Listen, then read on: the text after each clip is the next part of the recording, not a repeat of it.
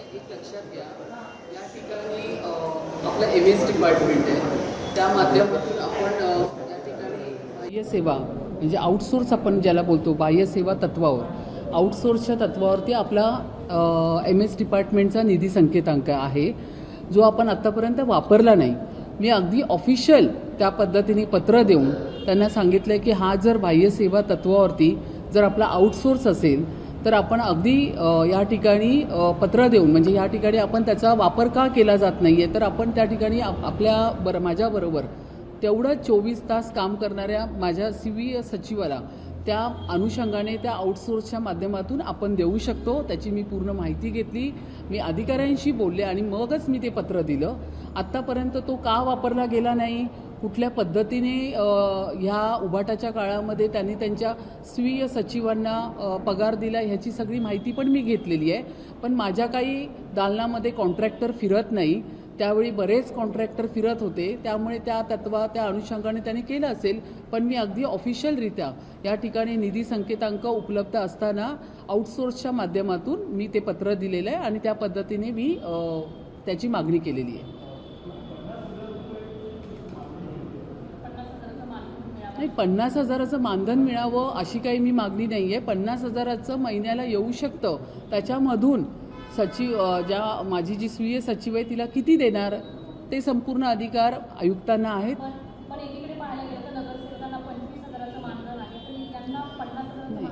नगरसेवकांचं मानधन आणि हिचंही जे मानधन आहे, जोपर्यंत मी महापौर आहे तोपर्यंत तिचं मानधन असणार. सल्लागार म्हणून आपण तसं बघायला गेलं तर मुंबई महानगरपालिकेमध्ये सल्लागारांना पण आपण आउटसोर्सच्या माध्यमातून त्यांना त्या ठिकाणी आपण फीस देत असतो. तर महापौर असेपर्यंत त्यांना जो हा निधी संकेतांक याची माहिती घेतल्यावरती मला कळालं हा वापरला गेला नाही, तर हा आपण वापरू शकतो काय अगदी ऑफिशियलरित्या. त्याच्यावरती 50,000 दिलेले आहे, त्या 50,000मधली किती पगार त्या मानधन पगार नाही म्हणता येणार, मानधन म्हणून स्वीय सचिवाला देता येईल, तो अधिकार आयुक्तांचा आहे आणि अधिकार त्या पद्धतीने आयुक्त ठरवतील.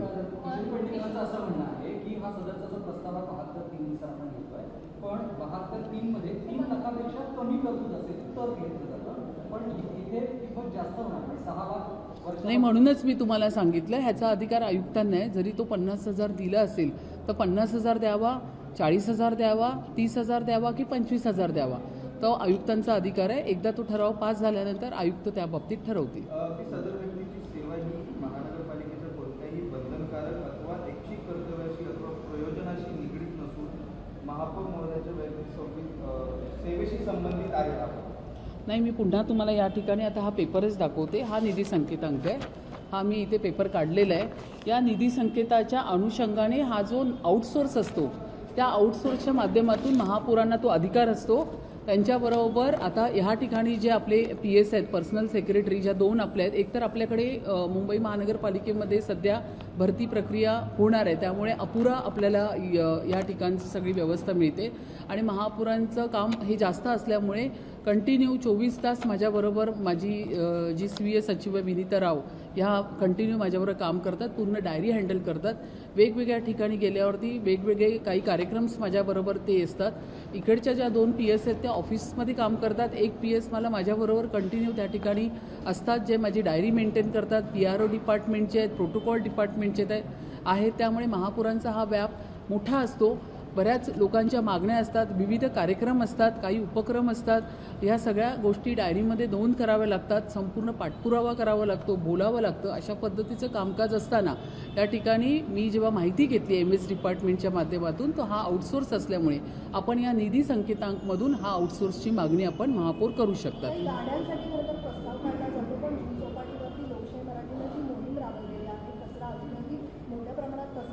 तुम्ही स्वतः व्हिजिट करणार होता, तुम्ही देखील तिथे गेलेला नाही आतापर्यंत. स्थानिक आरोप करतायत तुम्हाला वेळ नाही आहे का, तुमचा वेळ दुसरीकडे तुम्ही वापरताय, असं देखील आता आरोप होत आहे. नाही, 24 तास मी माझ्या मुंबईकरांसाठी कंटिन्यू मी सेवेमध्येच आहेत.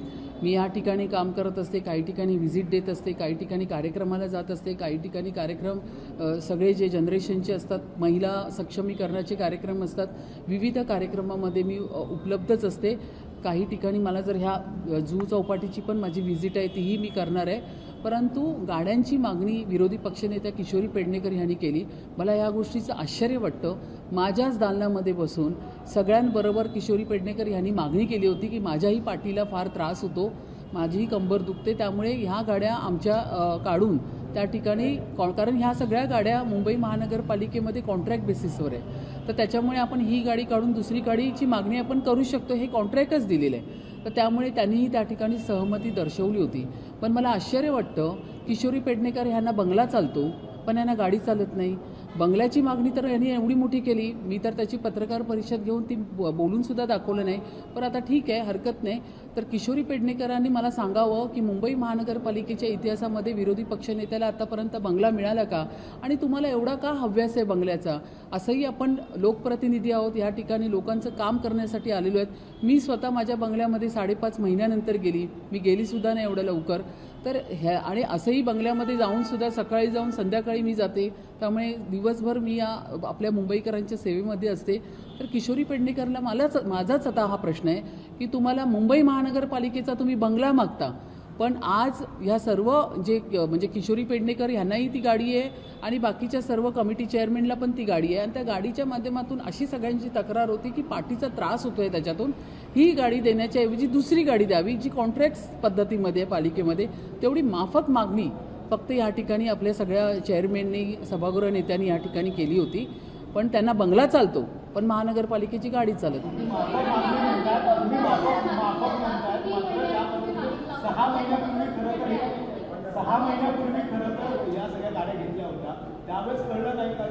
नाही, या गाड्या वापरल्यानंतरच आपल्याला कळतं.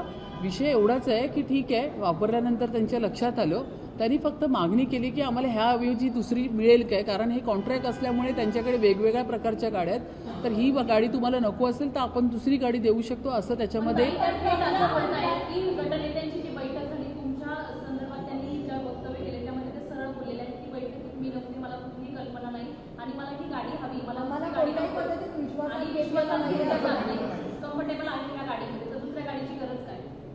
किशोरी पेडणेकर आता खोटं बोलायचं पण रेटून बोलायचं, ही आपल्या मराठीतली एक म्हण आहे आणि अगदी त्या म्हणीप्रमाणे त्या चालतात आहे. आता कसं आहे ना, ते आता विरोधी बाकांवरती जाऊन बसलेले आहेत. 25 वर्षाचा कारभार मुंबईकरांनी बघितलेला आहे आणि त्यांचा हा कारभार अशा पद्धतीनेच चालू होता, म्हणून मुंबईकरांनी ह्या लोकांना विरोधी बाकावरती बसवलेलं आहे. तर विरोधी बाकावरती बसून फक्त विरोध करायचा. तुम्हाला आता ह्या माध्यमातून मी मागची पण आठवण करून देते, इतका मोठा आपण चेंबूरच्या घटनेवरती आपण त्याच्यावरती वक्तव्य करणार होतो, परंतु त्यांना एक साधा जो मी अर्जंट बिझनेस घेतला त्याच्यामध्ये भांडूपची स्मशानभूमी होती किंवा एक 6 मीटरची आरेल होती, त्याच्यावरती जर ही लोक पोलिंग मागू शकतात. आता स्मशानभूमी ह्याच्यामध्ये त्यांना काय फायदा दिसतो मला माहीत नाही, पण स्मशानभूमीवरती पण ही लोक पोलिंग मागतात आणि सभागृहाचा त्याग करतात. पण तेच चेंबूरची जी घटना झाली ज्यामध्ये त्या छोट्या बाळाचा त्या ठिकाणी ॲक्सिडेंट होऊन निधन झाला, पण त्याच्यावरती ह्यांना ती चर्चा करणं योग्य वाटली नाही. तर आता कसं आहे, त्या ठिकाणी मी नव्हते, मला माहितीच नाही आहे. आता किशोरीताईंचे माझ्याकडे फोन आहेत, मी येऊ शकत नाही, ही मीटिंग तुम्ही करून घ्या. माझ्या अँटी चेंबरमध्ये बसून त्या बोलल्यात की खरंच मलाही खूप त्रास होतो, ही गाडी बदलली पाहिजे. पण आता काय झालं आहे, त्यांना आता बाहेर येऊन त्या वेगळ्या स्टेटमेंट करायला लागलं. त्यामुळे किशोरी पेडणेकरचा स्वभाव आता आम्हाला कळाला आहे. त्या एक बोलतात आणि नंतर बाहेर आल्यावरती दुसरं बोलतात. त्यांनी ज्यावेळी उपमहापौरांनी मागणी केली त्याच्यावरून ते सांगितलं की उपमहापौरांना पण द्या आणि मला सुद्धा द्या. या ठिकाणी किशोरी पेडणेकरने सांगितलं की मीही विरोधी पक्षनेता आहे, मला सुद्धा एवढंच काय. तर ह्या ठिकाणी जे काय बसवलं आहे माझ्याकडे, जे स्टँड बसवलेलं आहे चेकिंगचं मेटल डिटेक्टर, त्याचीही त्यांनी मागणी केली. तर ह्या पद्धतीने जी गोष्ट महापौरांना मिळते ती गोष्ट त्यांना पाहिजे असते. तर त्यामुळे त्यांचा हव्यास दिसतो या ठिकाणी. म्हणजे त्यांना या ठिकाणी मुंबईकरांचं काम करण्यापेक्षा मला बंगला मिळाला पाहिजे, मला मेटल डिटेक्टर मिळालं पाहिजे, मला गाडी मलाही मिळाली पाहिजे, ह्यांना मिळते तर मलाही मिळाली पाहिजे, या आपल्या हव्यास त्या बाजूला ठेवून फक्त विरोधी पक्षनेता म्हणून मला काहीतरी बोलायला पाहिजे या मीडियासमोर, असा त्यांचा प्रयत्न. किती महिन्यांपूर्वी बंगल्याचं किशोरी पेडणेकरांनी बंगल्याचं पत्र दिलं मला माहीत नाही, पण किशोरी पेडणेकरांनी तुमच्याच मीडियाच्या माध्यमातून मागणी केलेली आहे, तो व्हिडिओ माझ्याकडे आहे. त्यानंतर आता तुम्ही नगरसेवक म्हणून सगळेच निवडून आलेला आहात, परंतु मुंबई महापालिका मुंबईकरांसाठी काय करते यावरती चर्चा नव्हता. गाडी, बंगला, या चर्चा लागली. नाही, बरोबर बोलताय. हीच तर शोकांतिका आहे ना. हे आम्ही करत नाही आहोत. या ठिकाणी आम्ही जे बसलोय, या भारतीय जनता पार्टी आणि शिवसेना महायुतीचे जे आम्ही नगरसेवक इथे बसलोय, आम्ही फक्त काम करतोय. तुमच्याकडे येण्यापूर्वी मी दिव्यांगांची पण या ठिकाणी दालनामध्ये मीटिंग घेतली. त्यांना घर कसं मिळणार, त्यांचा उदरनिर्वाह निधी सुरू करून देते.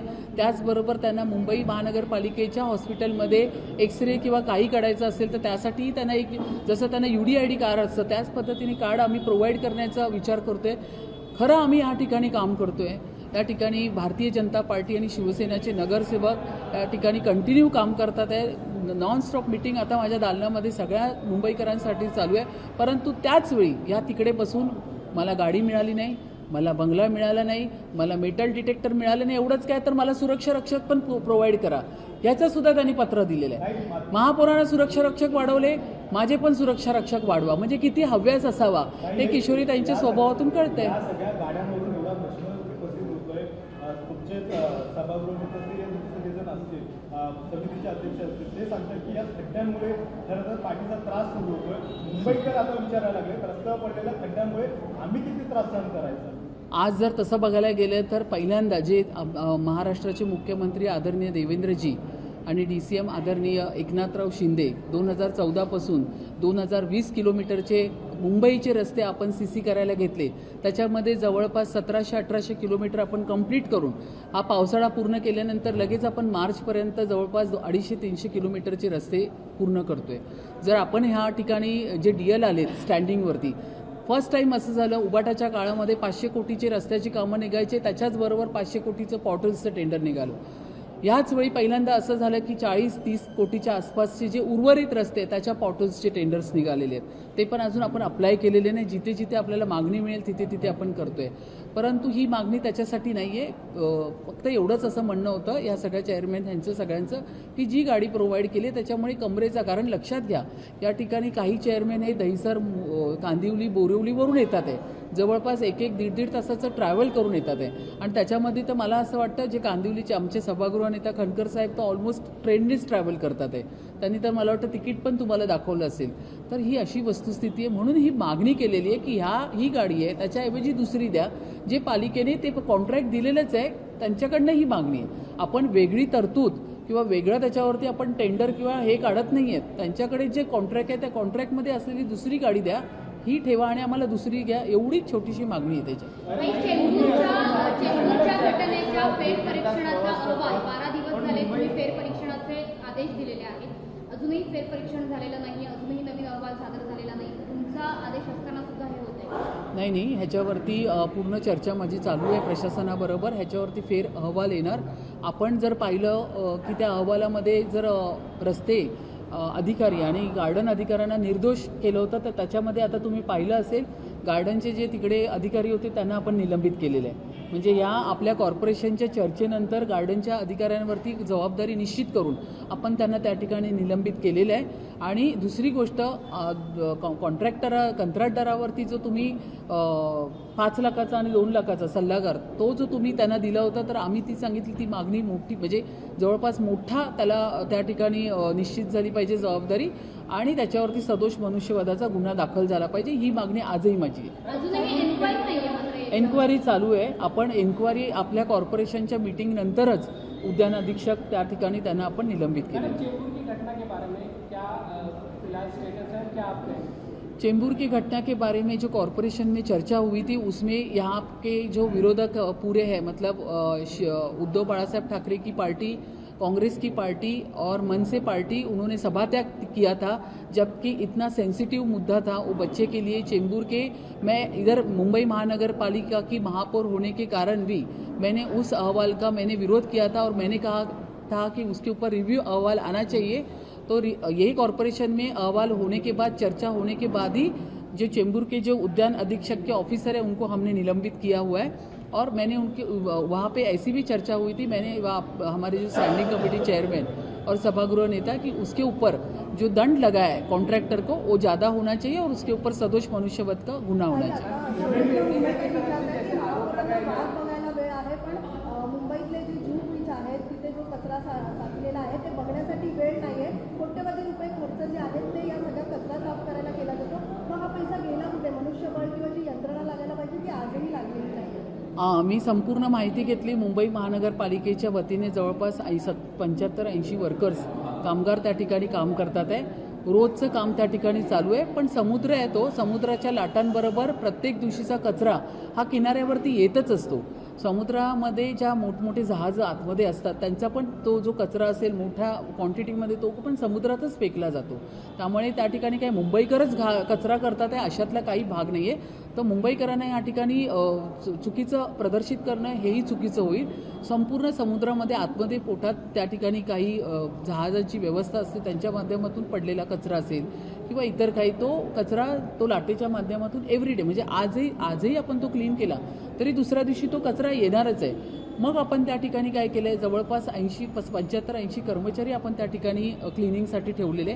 आणि त्याचबरोबर मला वाटतं आयुक्तांनी असेल किंवा मी सुद्धा आपण बऱ्याच मुंबईकरांना पण आव्हान केलेलं आहे. बऱ्याच काही NGOs त्या ठिकाणी स्वयंस्फूर्तीने काम करतात आहे. तर अशा पद्धतीने सगळ्यांचं लक्ष आहे.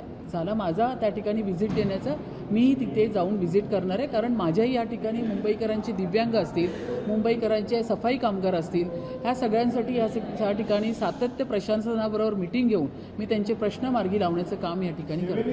हॉस्पिटल आहे ते भाडेतत्वावर द्यायचं ठरवतं. महापालिका आपले स्वतःचे डॉक्टर्स आणि कर्मचारी नाही, हा इम्प्रूव्हमेंटचा विषय आहे. तर त्यामुळे त्याची पूर्ण माहिती घेऊन मी याची चर्चा करेन.